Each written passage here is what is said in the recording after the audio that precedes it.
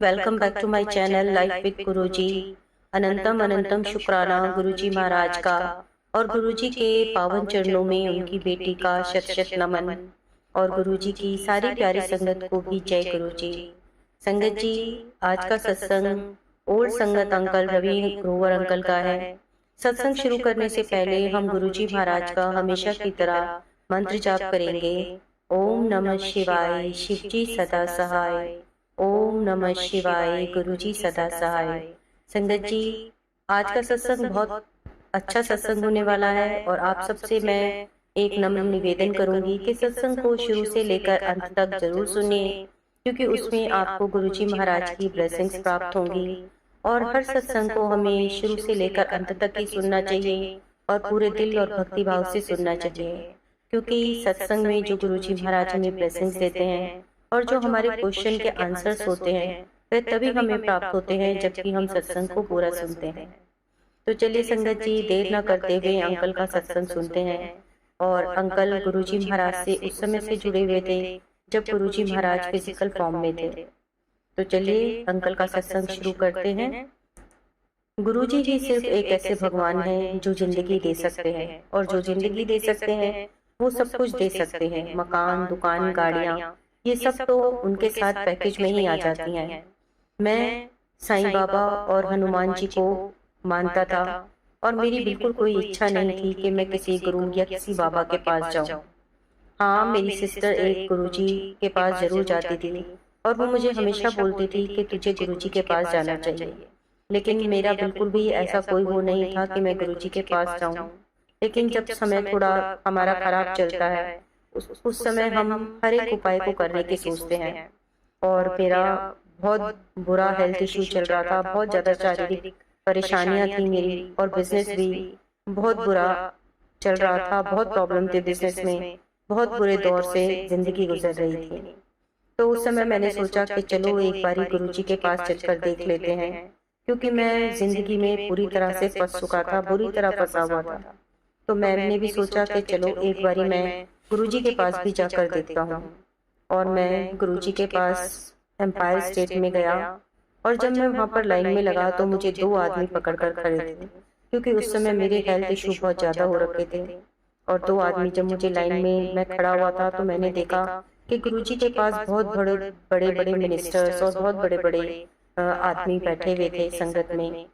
तो मैंने सोचा कि चलो मैं भी लाइन में लग गया, और दो लोग मुझे लेकर खड़े हुए थे। लेकिन उस समय वहाँ पे मेरे को कुछ संगत ने कहा कि गुरुजी ऐसे अंतर्यामी हैं और गुरुजी किसी से बात नहीं करते, वो आपसे बात नहीं करेंगे, क्योंकि गुरुजी को सब कुछ अपने आप ही पता चल जाता है, वह अंतर्यामी है।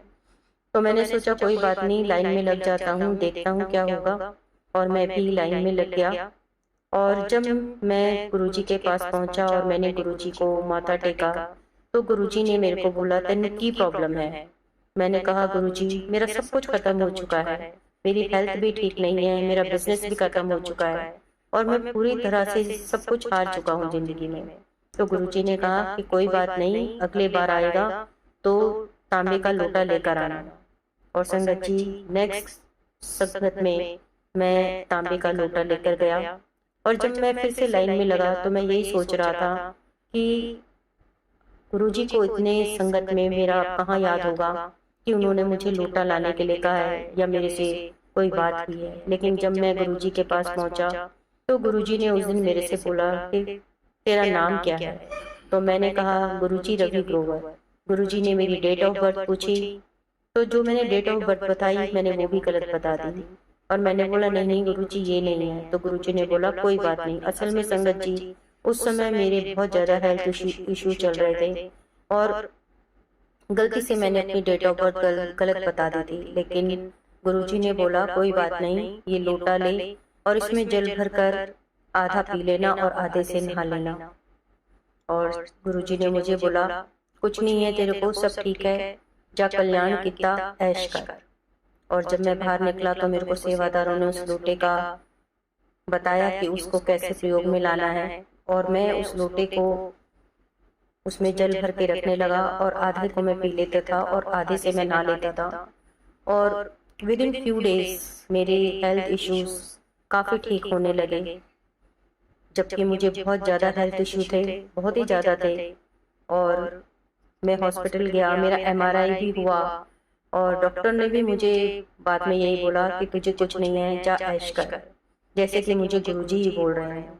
तो इस तरह से मेरी हेल्थ प्रॉब्लम गुरुजी ने बिल्कुल ठीक कर दी। लेकिन हम ह्यूमन बीइंग है ना, हम फिर से उसी उस पे आ जाते हैं। हम ह्यूमन बीइंग है संगत जी। अपना काम वहाँ होने के बावजूद भी जब मेरा एमआरआई भी हुआ ब्रेन का और डॉक्टर ने भी बोला कि ऐश करो, कुछ नहीं है तुम्हें, और मुझे पता भी था कि ये काम मेरा गुरुजी ने कराया, मैं गुरुजी की वजह से ठीक हो गया हूँ। लेकिन उसके बावजूद भी मैं हनुमान जी के पास भी जा रहा था, साईं बाबा जी के पास भी जा रहा था और गुरुजी के पास भी जा रहा था। बेसिकली मुझे समझ नहीं आ रहा था कि मुझे कहाँ जाना चाहिए और कहाँ नहीं जाना चाहिए। और इस दौरान गुरुजी ने समाधि ले ली और उस समय मैं सोचने लगा कि अब गुरुजी ने तो समाधि ले ली, अब वहाँ पे जाके क्या करना है, या वहाँ अब हमारा क्या होगा, और कहीं मैं हनुमान जी के पास भी ना जाऊँ, साईं बाबा जी के पास भी ना जाऊँ और गुरुजी भी नहीं रहे, तो ऐसा ना हो कि गुरुजी भी मुझे ना लें और हनुमान जी भी मुझे ना लें। इस तरह से मैं बहुत पजल हो रहा था दिमाग, और मैंने संगत के साथ ये शेयर किया। तो मुझे एक संगत ने बोला कि ये सत्संग आप अपनी ये जो परेशानी है संगत के साथ शेयर करो, और उन्होंने मुझे यही आंसर किया कि बेसिकली मुझे विश्वास तो किसी पर भी नहीं है, सिर्फ मैं अपना काम कराने के लिए निकला हूँ। और उसके बाद संगत जी मुझे ये बात बहुत अच्छी तरह से समझ आ गई, और उस दिन का दिन है और आज का दिन है, हम सिर्फ गुरुजी और गुरुजी के पास ही जाते हैं, हम किसी और दर पर नहीं जाते। मैं किसी और भगवान के पास नहीं जाता, सिर्फ गुरुजी के पास ही जाता हूँ।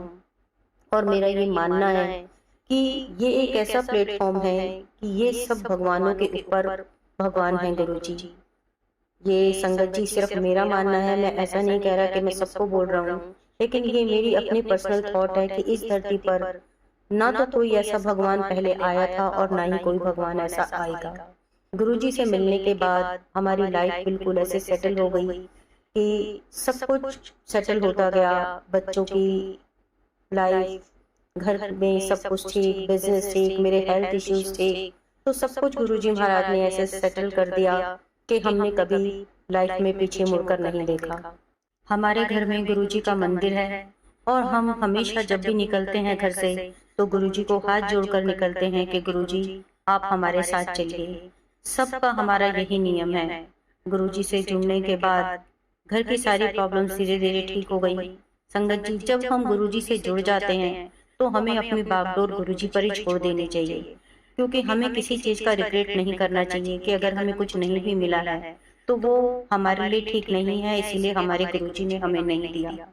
तो जो हमारा गुरुजी करेंगे वो बिल्कुल ठीक करेंगे, क्योंकि हमें दीवार के उस पार का कुछ भी नहीं पता कि हमारे लिए क्या ठीक है और क्या नहीं है। लेकिन हमारे गुरुजी महाराज को सब पता है कि मेरी किस संगत के लिए क्या चीज ठीक है। गुरुजी ने हमारे बहुत हेल्थ इश्यूज ठीक करे। मेरी वाइफ को भी गुरुजी ने, मेरी वाइफ को बहुत हेल्थ इश्यूज थे, गुरुजी ने बहुत बारी उनके ड्रीम में आकर उनके कष्ट काटे, उनके हेल्थ इशू ठीक करे, और मेरे भी बहुत हेल्थ इशू ठीक करे ड्रीम में आके। मैं आपको एक सत्संग सुनाता हूँ कि 2013 और 14 की बात है। मुझे अहमदाबाद एक मीटिंग के लिए जाना पड़ा, और उस दिन मेरी सिस्टर के घर सत्संग भी था और मैं नहीं चाह रहा था कि मैं अहमदाबाद में मीटिंग के लिए जाऊं। तो मैंने अपने क्लाइंट्स को बोला कि आप मीटिंग किसी और दिन कर लो, लेकिन वो नहीं माने। उन्होंने कहा नहीं, ये मीटिंग तो अभी ही होनी है। तो मैंने अपनी सिस्टर को बोला कि ठीक है, कोई बात नहीं, मैं चला जाता हूँ और तुम अपना सत्संग करो। मेरी सिस्टर ने बोला कि नहीं, जब तू आ जाएगा तो हम सत्संग बाद में करेंगे। मैंने कहा नहीं, ऐसी कोई बात नहीं है, तुम सत्संग करो, मैं वहाँ पर होके आ जाता हूँ, अपनी मीटिंग खत्म करके आता हूँ। और जब जैसे कि हमारी आदत है कि हम अपने घर से निकलते हैं तो गुरुजी को साथ लेके निकलते हैं, और मेरी सुबह 6-7 बजे की फ्लाइट थी। और जब मैं वहां पर गया तो मैंने जहाज में एक पर्टिकुलर अपनी सीट के लिए उनको बोला कि मुझे कोई पर्टिकुलर सीट चाहिए थी। मैंने सोचा कि इतने सुबह कौन दिल्ली से अहमदाबाद जा रहा होगा, लेकिन उन्होंने बोला कि नहीं सर, फ्लाइट में 156 पैसेंजर हैं, तो हम ऐसे आपको कोई पर्टिकुलर सीट नहीं दे सकते। तो मैंने कहा चलो ठीक है, और मैं अपनी सीट पे बैठ गया। हवाई जहाज उड़ने लगा और हम जब लैंड होने लगे तो गुरुजी की मुझे अचानक से बहुत खुशबू आने लगी। जैसा कि आप सबको पता है कि गुरुजी की जब खुशबू आती है तो वो अलग ही होती है। ऐसा होता है जैसे मानो कितने रोजेस हमारे ऊपर आके हमारे आसपास आ गए हैं। तो मुझे एकदम लगा कि गुरुजी आ गए हैं। मैंने बोला, अरे गुरुजी आप आ गए तो चलो फिर अहमदाबाद चलते हैं। और इस तरह से मैंने गुरुजी को बोला, और जब हवाई जहाज उड़ा और हम रनवे पर लैंड होने लगे, जैसे हम लैंड होने लगे और जब रनवे पर हवाई जहाज लैंड होने लगा तो फ्लाइट वापस से टेक ऑफ कर गई, क्योंकि इमरजेंसी डिक्लेयर हो गई। और पायलट ने अनाउंस किया कि ये मेरे साथ ऐसा कभी नहीं हुआ, बहुत रेयर हुआ है कि मुझे रनवे पे ब्लैकआउट हो गया और हम देख नहीं पाए। तो वो एक बचाने के लिए 156 को, जैसा कि संगत जी आपने गुरुजी का आगर ग्रंथ पढ़ा होगा, तो उसमें एक सत्संग है गुरुजी का कि गुरुजी ने एक को बचाने के लिए 156 लोगों की जान बचाई थी। तो वो सत्संग मेरा ही था और इस तरह से गुरुजी ने मेरी जान बचाई, मेरे साथ साथ बाकी पैसेंजर्स की भी जान बचाई।